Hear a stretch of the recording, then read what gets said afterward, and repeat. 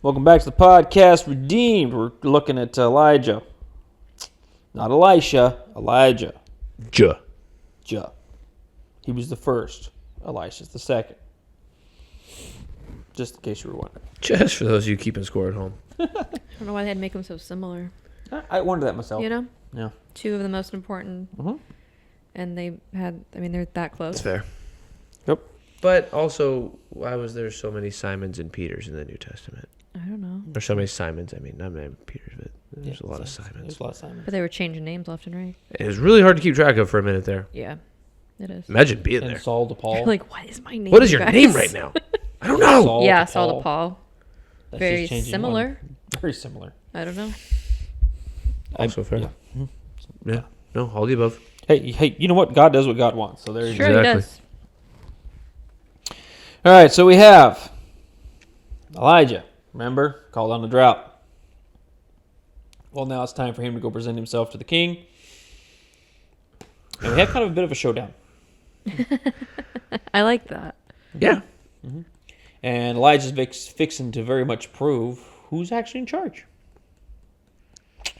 I also like this one part before we go there. Oh, okay.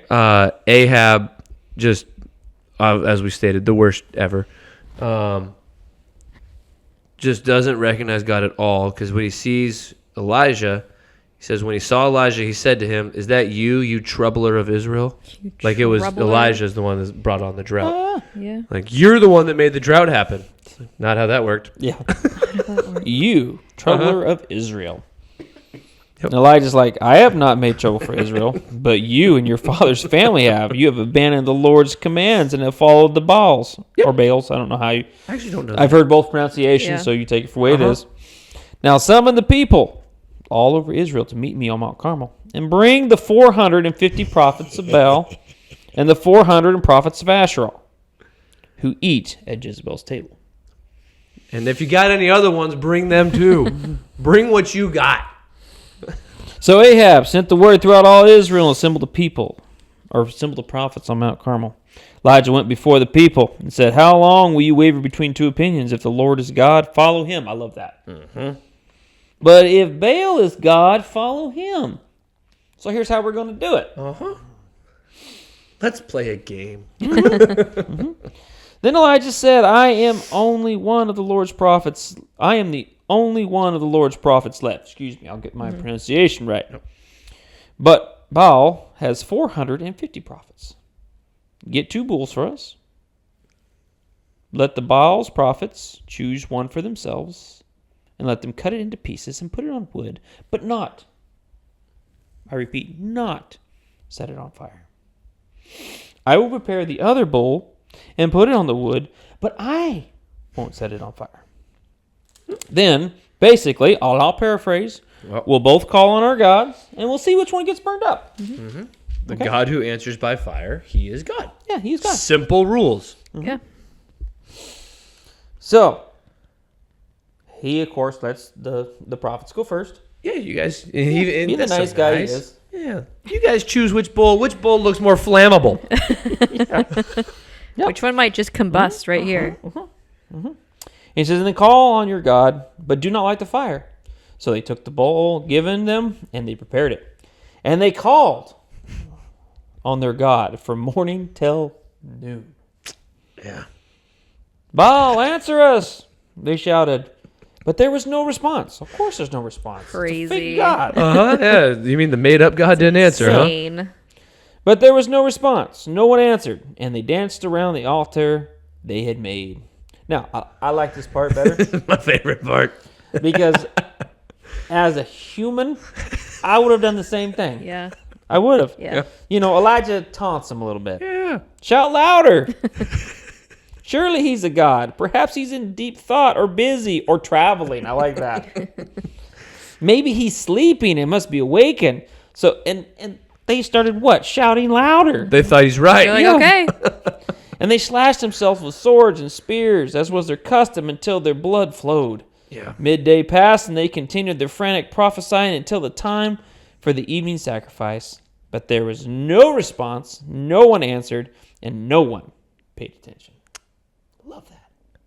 Any god that requires me to slash my body with swords and Yeah. spears, You lost me. why do I gotta? Yeah. Yeah. Why? Yeah. And then Elijah said to the people, "Come here to me. Come on, come here. Let me show you." They came to him, and he repaired the altar of the Lord, which had been torn down. Elijah took 12 stones, one for each of the tribes of descendants from Jacob, to whom the word of the Lord had come, saying, "Your name shall be Israel." Now with these stones, he built this altar. He arranged the wood, cut the bull into pieces, laid it on the wood. So nothing Crazy. nothing too major. But now here he goes. He just got to take it just a step further. Fill 4 large jars with water and pour it on the offering and on the wood, which I thought was interesting because if you look at the commentary, they're in the middle of drought. They're in a drought. Yep, they are in a drought. Which I Important to actually, remember. hadn't had that thought. No. So he That was, was a big so deal. he was making even more fun of them Yep. because he was putting hard to find water on the altar. Yeah.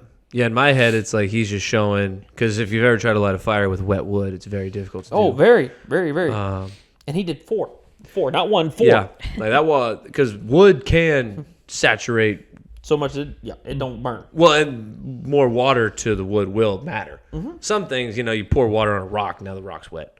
4 jars of water ain't going to matter, but wood. And then hold on, 4 large, and then do it again. He said. So he took those same 4 jars and he did it twice. Yeah. Oh no! Wait for it. He did it a third time. He ordered, and they did it the third time. The water ran down around the altar, even filled the trench. So it's good and wet at this point. Yeah. Yep. So really, if you're trying to start a fire, you're gonna have a hard time. No to do it. man is lighting a fire right now. You No, know? no, and I think that's the point. Yeah. Yep. That's the point.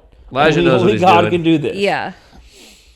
All right. At the time of the sacrifice, the prophet Elijah stepped forward and prayed, "Lord, the God of Abraham, Isaac, and Israel, let it be known today that you are God in Israel and that I am your servant and have done all these things at your command. Answer me, Lord, answer me, so these people will know that you, Lord, are God and that you are turning their hearts back again." Then, just one prayer. He didn't have to dance around. He didn't have to cut himself. Didn't have to slash himself up No, with a sword. no, didn't have to wait for the blood to flow. No, he just prayed one prayer. Then the fire of the Lord fell and burned up the sacrifice. The wood, the stones, the soil also licked up the water in the trench. So basically, when God was done, there's nothing left. No, including all of the water. Burned all that up too. And he burns And stones. stones. Yeah. Yeah, I mean, Stones. He's like, I'll get it all. yeah. Let me just. How hot you want that fire? How hot does it need to be for me to prove that I'm the God here, not this Baal? And when the people saw this, well, of course, they fell down on the ground and they cried, "The Lord is God, the Lord is God." And then Elijah commanded them, "Seize the prophets of Baal. Don't let any of them get away." They seized them, and Elijah had them brought down to the Kishon Valley and slaughtered there. Yeah, I mean, fair is fair at that point. Yeah. You lost. And, we don't stop there, though. Oh, we still got 400 more prophets to deal with here too. By the way, Actually, it doesn't say anything happened to those. I know. I was reading the commentary about that. 'Cause that I'm was curious. interesting. Yep. But he's not done yet. No. Elijah then looks at Ahab. "Go, eat and drink, for there is a sound of heavy rain." So Ahab went off to eat and drink, but Elijah climbed to the top of Carmel, bent down to the ground, and put his face between his knees.